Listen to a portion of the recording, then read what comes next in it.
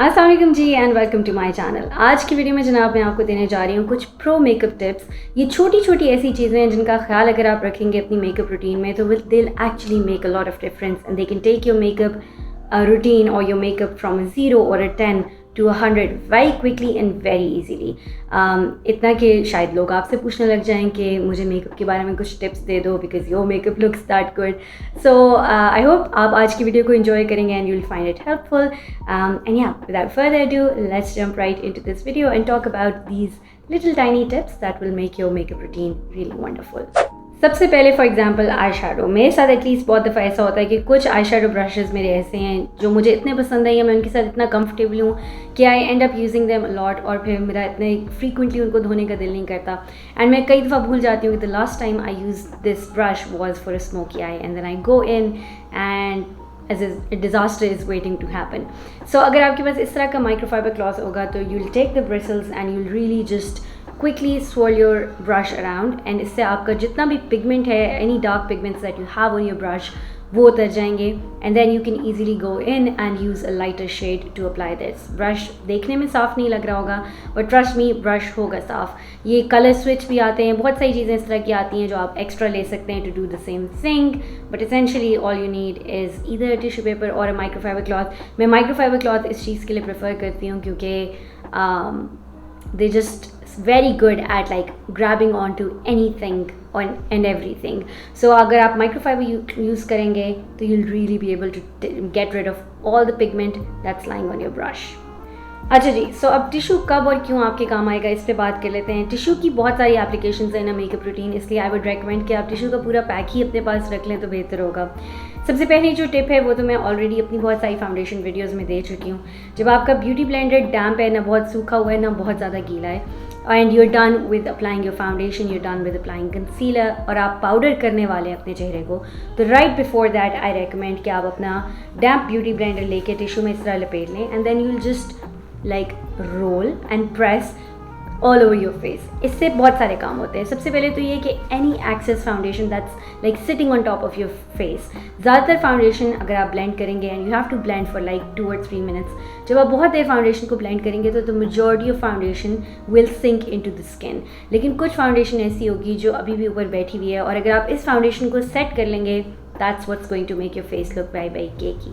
So what I recommend you do is कि आप इसको लपेट लें and then you roll and you press and इससे the tissue will actually थोड़ा सा moisture beauty blender का उसकी मदद से it will pick up the foundation without actually destroying the foundation work you've done underneath.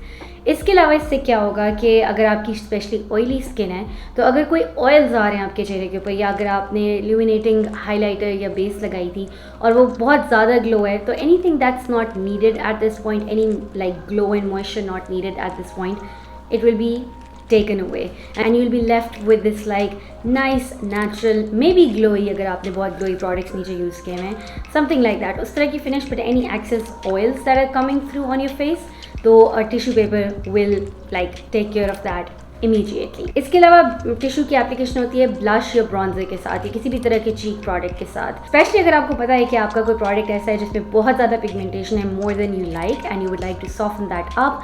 जैसे मेरे पास ये सैफायर के ब्लशेज़ हैं, इनके शेड्स मुझे पसंद हैं लेकिन ये इतने ज़्यादा पिगमेंटेड हैं कि I really don't feel okay using these as it is on my face. So what I've done today and what I usually do is I take my blush brush, I dab into the blush a couple of times और इसके बाद आप tissue paper ले सकते हैं. आप अपनी कलाई से या अपने like back of your hand उससे भी ये काम ले सकते हैं but a tissue I feel like is better at doing this job. You'll dab it a few times थोड़ा सा पिगमेंट ताकि टिश्यू के ऊपर उतर जाए और उससे ना सिर्फ पिगमेंट टिश्यू के ऊपर उतर जाता है, पिगमेंट थोड़ा इवनली ब्रिसल्स में डिस्ट्रीब्यूट भी हो जाता है. जबकि when you pick up a product from like a pan तो इट्स मोस्ट वेरी लाइकली कि कुछ ब्रिसल्स, कुछ सिलेक्टिव ब्रिसल्स हैं जिन्होंने प्रोडक्ट उठाया है and it's not evenly spread through out the bristles. So when you actually do the tapping motion it spreads out the product pretty evenly on the brush and फिर जब आप उसको apply करेंगे तो not only will you get the like desired amount of pigmentation, but it will also be very very even and like smooth on your cheekbones.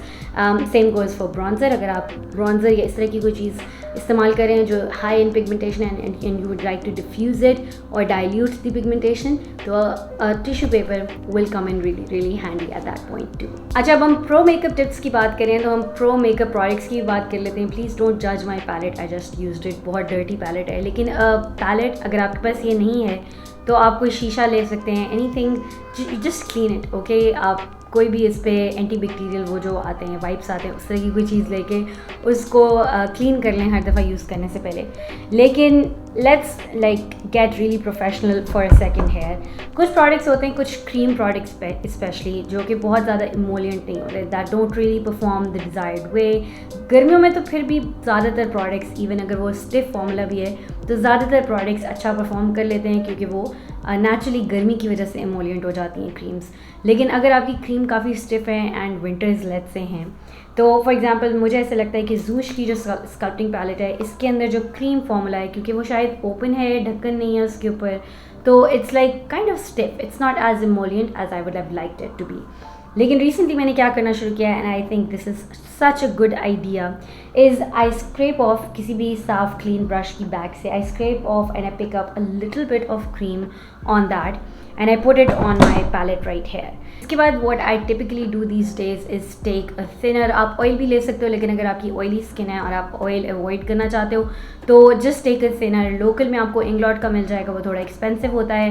माहलीज beauty का जो glow drops आते हैं वो आप इस काम के लिए यूज़ कर सकते हो। इंटरनेशनल में मेरे पास RCMA की ये फाउंडेशन थिनर है।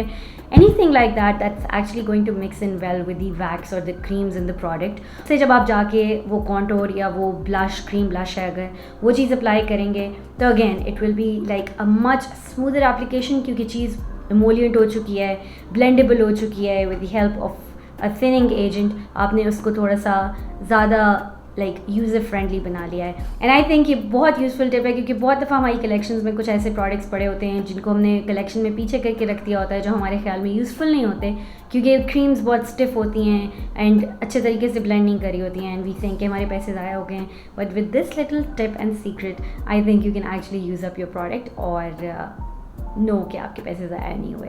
My next tip is about making your lips look bigger. बाहर के मुल्कों में तो लोग लिप फिलर्स करा लेते हैं, उससे उनके लिप्स थोड़े बड़े, जूसी, प्लम्पी लगने लग जाते हैं।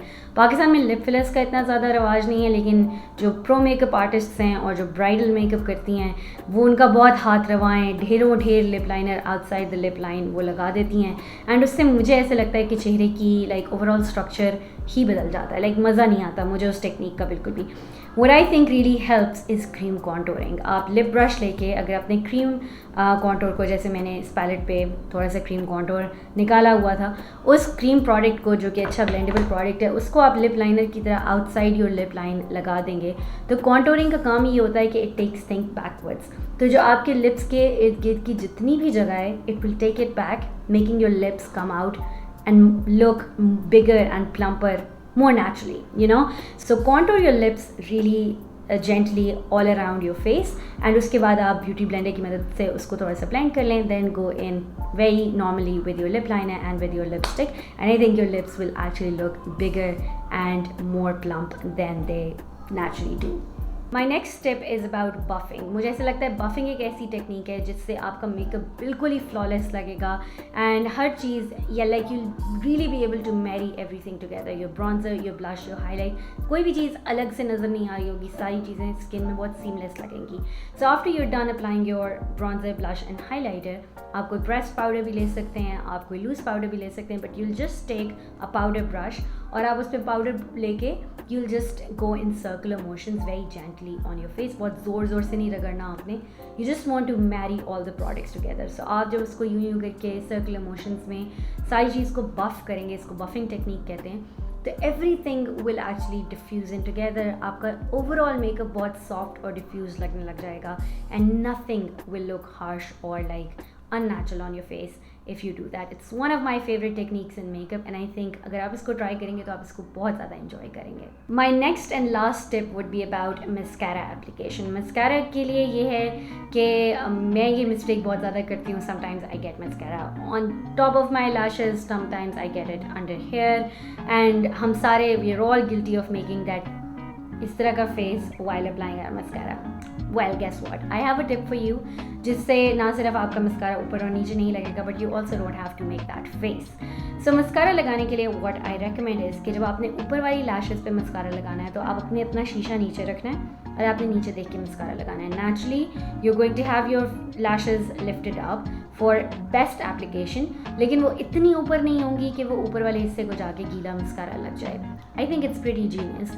Similarly, जब आपने वो सूख किया है, take like 2 minutes break between application ऊपर और नीचे. ऊपर वाला आपने लगा लिया, उसके बाद go do your eyebrows, do anything else, then come back for your lower lash line. और जब आपने नीचे वाली lashes पे मस्कारा लगाना है तो आपने शीशा ऊपर रख के लगाना है. इस तरह आपको वो अगली सा फेस भी नहीं बनाना पड़ेगा फॉर योर मस्कारा एप्लीकेशन, और बड़े अच्छे तरीके से आपकी लोअर लैश लाइन भी कोट हो जाएगी without actually getting mascara all over your face. दूसरी टिप मेरी ये होगी अबाउट मस्कारा एप्लीकेशन के लोअर लैशेस पे अप्लाई करते हुए आपने अपनी ब्रश को इस तरह नहीं रखना. You will have the brush facing towards you, उसका जो pointy side है it will face towards you, and this is how you'll coat your lower lashes. उससे again your mascara lower lashes पे फैल जाता है, it won't go all over the place and it would look much nicer and much well applied. And yeah, those are all the little pro tips I had for you guys today. Let me know in the comments down below if you have any pro tips for me, कुछ ऐसी tips जो आप अपने makeup routine में करते हो and that you feel like actually makes a lot of difference in your makeup routine. Please let me and all of us know in the comment section down below. And that's it for today's video. I'll see you guys in my next one. Allah Hafiz.